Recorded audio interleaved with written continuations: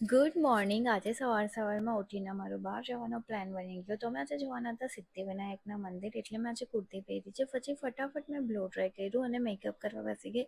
મેં એકદમ basic makeup કરેલો, કેમ કે મારા પાસે ખાલી 5 મિનિટનો ટાઈમ હતો, તો મેં એટલો ફટાફટ મેકઅપ કર્યો છે. અને એટલી ઉતાવળ હતી કે અડધું વસ્તુ લગાવવાનું ભૂલી ગઈ, અડધું વસ્તુ ખુલતું નહીં હતું, પણ એટલું સારું લાગતું હતું આજે, કેમ કે મારે કેટલા ટાઈમથી સિદ્ધિવિનાયક મંદિર જવું હતું, પણ મેં જઈ નહીં શકતી હતી. તો અહીંયા મેં તૈયાર થઈ ગઈ, અને આજે મેં ચાંદલી બી લગાવતી હતી, પણ બહુ મોટી લાગી તો મેં કાઢી નાખી અને પછી થોડી નાની સી લગાવી. અને આજે મેં ઇયરિંગ્સ બી ચેન્જ કર્યા, અને આ છે મારો ફાઇનલ લુક. અને અમે જેવા નીકળ્યા એટલો જોરથી વરસાદ ચાલુ થયો, અને પછી અમે લોકો 1 કલાકમાં સિદ્ધિવિનાયક મંદિર પહોંચી ગયા હતા. પણ ભાઈ સાહેબ, આજે સેટરડે હતું તો બી એટલી ભીડ હતી.